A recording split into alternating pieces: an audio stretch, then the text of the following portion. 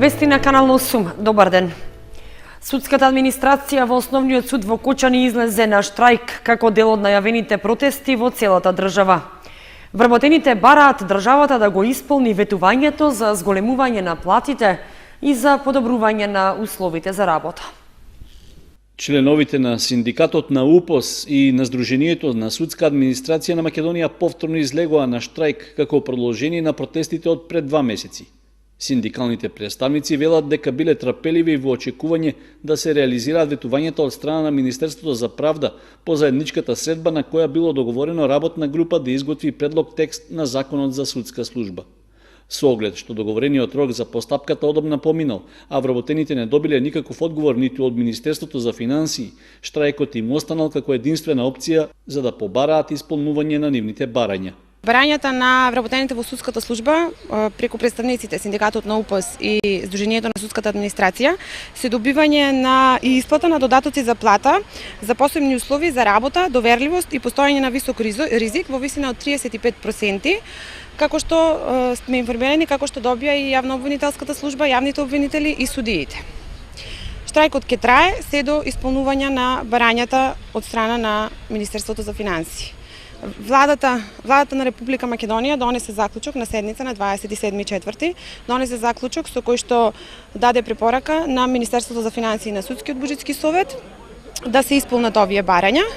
Судскиот буџетски совет има доставено допис до Министерството за финансии за да се обезбедат средства за исплата на овие надоместоци на плата, меѓутоа од Министерството за финансии се уште немаме одговор. Кон штрајкот на Синдикатот на УПОС се придружија и членовите на Сдруженијето на судска администрација. Сите други институции, владени и управни органи кои се сите ги имат покачено личните доходи и условите за работа, додека по судовите се фрлат дрва и камења, а никој пат не е ништо покачено, секој пат сме оставени настрана и поради тоа даваме целосна поддршка на Синдикатот на УПОС како Сдружение на судска администрација на РМ. Освен мирниот протест пред зградата на Основниот суд, вработените во судската администрација го продолжија штрајкот и на своите работни места до крајот на работното време. При тоа сите судења се одлагаат, односно се работат само итните и притворските предмети. Протестите на граѓаните од Кочани кои го поддржуваат движењето Протестирам продолжуваат. Дождот не ги спречи да го реализираат најавениот марш по улиците на градот и да ги упатат барањата за решавање на политичката криза во државата, спротивставувајќи се на одлуката да се одржат избори со само една партија. Граѓаните од Кочани кои им даваат поддршка на движењето Протестирам и на шарената револуција продолжуваат со јавното искажување незадоволство од актуелната политичка состојба во државата.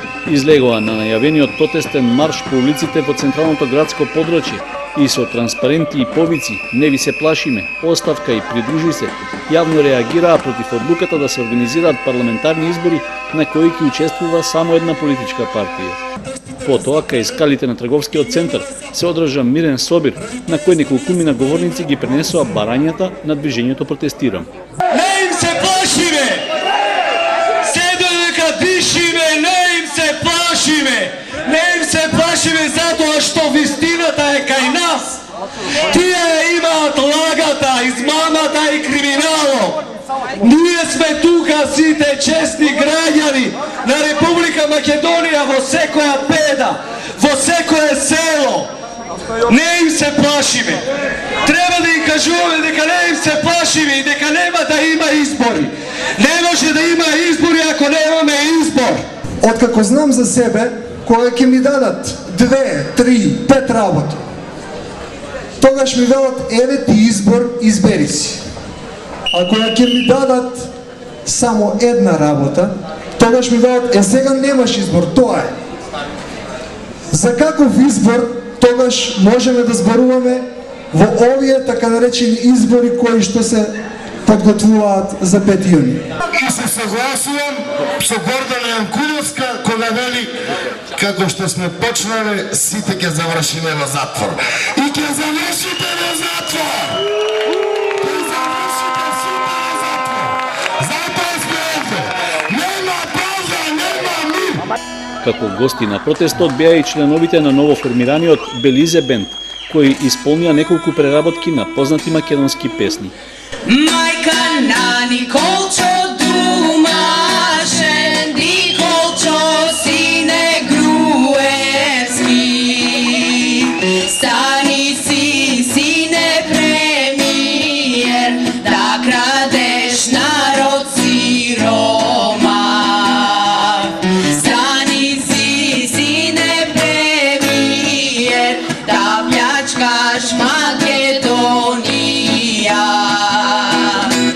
Протестот помина без инциденти, а организаторите најавија дека повторно ќе излезат на улица викендов, за кога се очекува помасовно присуство на незадоволните граѓани кои го поддржуваат движењето Протестирам.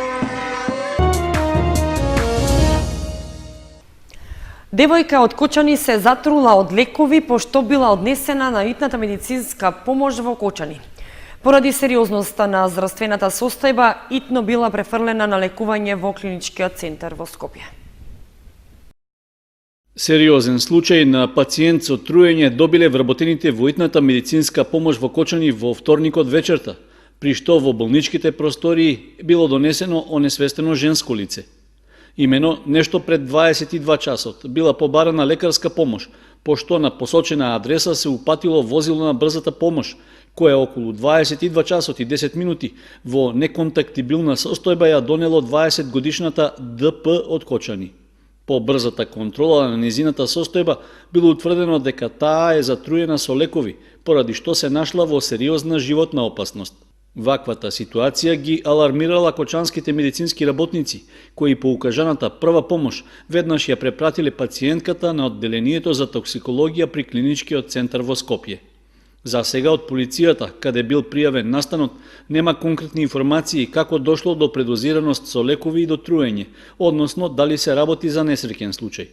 Во медицинската евиденција во последните неколку години нема регистрирано случај на труење со медикаменти кај жители од нашата општина, а двата последни случаи на труење беа минатото лето по користење неисправна храна, поради што две пациентки од Кочани беа однесени на инфективната амбуланта во Штипската клиничка болница. 59 годишен виничанец заработи кривична пријава за поседување дрога и за тргување со артефакти. Полицијата го сомничи дека сторил недозволени кривични дела поради кои ќе одговара на суд. Виничката полициска станица поднесе кривична пријава против 59 годишниот З.И. од Виница, кого го сомничи за неовластено производство и пуштање во промет на наркотични дроги. При претрес на домот на виничанецот пронајдени се над 14 килограми марихуана и артефакти, за кои подоцна е утврдено дека немаат културно-историска вредност. По претходно добиени оперативни сознанија дека е извршено кривично дело, а по преземени мерки и активности издадена наредба од Основниот суд во Кочани, извршен е претрес во домот на осомничениот, при што била откриена дрогата. Од Министерството за внатрешни работи додаваат дека во домот на З.И. биле откриени и 34 предмети артефакти, односно статуетка на човечка глава со ликот на Габриел, плоча со лик на императорка, плоча на влюбен пар со цар Константин и царица Елена, статуетка со грб на машка и женска фигура, статуетка на Свети Јаким и други. Одземените предмети биле испратени на вештачење, при што е констатирано дека растителната материја е марихуана во нето маса од 14 килограми, а пак за одземените артефакти со вештачење во Археолошкиот музеј на Македонија било утврдено дека тие не се дела со историско наследство и немаат културно-историска вредност, односно дека станува збор за фалсификати. Сточарите нестрпливо чекаат да стигне вакцината за говедата против болеста јазлеста кожа. Ветеринарите велат дека кога ќе ја добијат вакцината, сите благовремено ќе бидат известени. Во Кочани до сега не е регистриран ниту еден случај на заболени говеда од оваа болест. Иако вакцината против јазлеста кожа кај говедата требаше да стигне многу порано, ветеринарите и сточарите се уште ја чекаат. Ветеринарните служби информираат дека во Кочани болеста ја нема, но превенцијата мора да биде многу позасилена. Сточарите секојдневно по неколку пати прашуваат кога ќе стигне долгоочекуваната вакцина против болеста, од причина што стравуваат за здравјето на својот добиток. Од ветеринарните амбуланти со одговор дека кога ќе стигне вакцината, сите ќе бидат благовремено известени. Очекуваме вакцина да стигне од Агенцијата за храна и ветеринарство за против болеста на чвореста кожа, јазлеста кожа и затоа ќе видиме. Своевремено ќе бидат известени и медиумите и граѓаните кога ќе стигне вакцината и кога ќе се отпочне со вакцинација. Додека да стигне вакцината и додека трае вакцинирањето, добиточните пазари и понатаму превентивно ќе останат затворени. Пазарите се под надлежност на агенцијата со цел да не се мешаат животните. Инаку, покрај набавката на вакцините, превентивно се преземени и други мерки во согласност со ЕУ стандардите и препораките за јазлеста кожа. По усмртувањето на говедата се врши дезинфекција на сите места што биле во контакт со заболените животни, од јадувалиштата, превозните средства, механизацијата, луѓето и опремата. Болеста јадлеста кожа во Македонија првпат беше потврдена на 22 април. За сега има 6 жаришта, но не е исклучена можноста од нејзино натамошно ширење.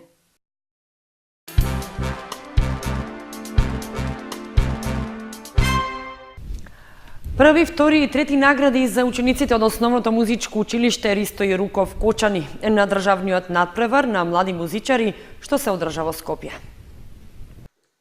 Голем успех постигнаа учениците од Основното музичко училиште Ристо Јеруков на државниот надпревар на млади музичари што се одржа во Скопје. Се надпреваруваа во различни категории на инструментите: пијано, виолина, гитара, хармоника, флейта и солфеж.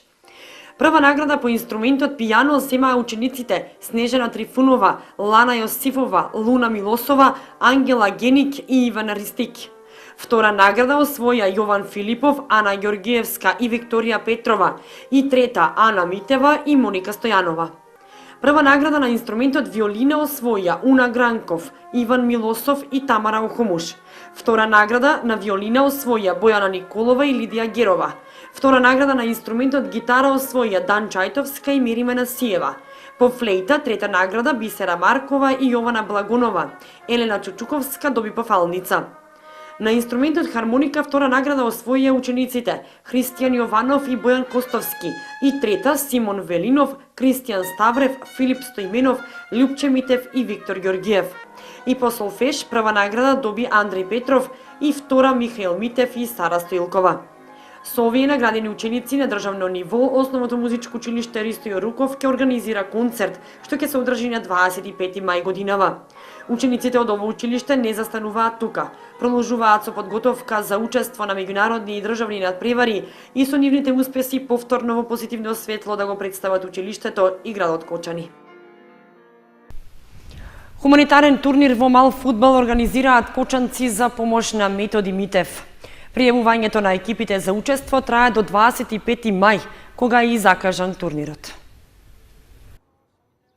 На 25 мај на игралиштето во населбата Сивидон во Кочани ќе биде организиран хуманитарен турнир во мал фудбал за собирање средства за помош на Методи Митев.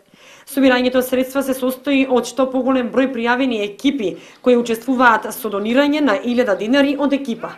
Ја користам приликата да упатам апел или известување до сите спортисти во Кочани, сите они кои што можат и сакат да формират група или тим, да се пријават до 25 мај, а до 12 часот, значи пријавувањето траат до тогаш.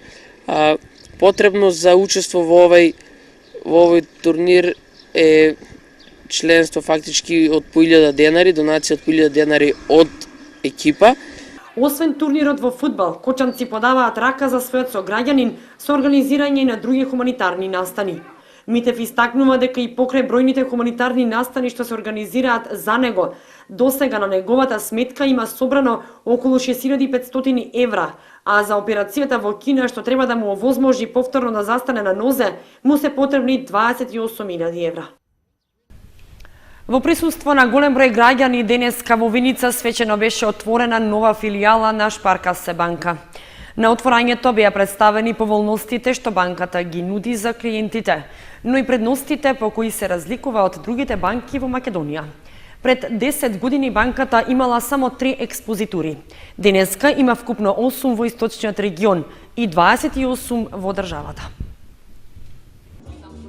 Отворена нова филијала на Шпаркасе банка во Виница, банка која за своите 190 години постоење направила нешто по што ќе се разликува од другите банки.